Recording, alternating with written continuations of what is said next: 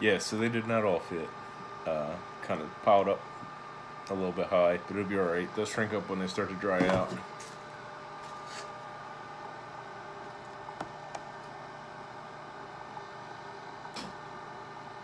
Close enough.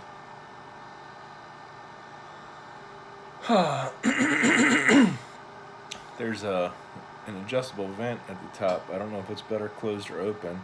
I would imagine open, so it allows space for the moisture to get out. But they're packed in there so tight that I don't know if they really get that much airflow across them, which isn't ideal, but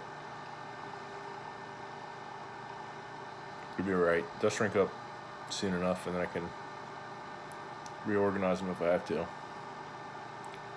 But yeah, that's about it.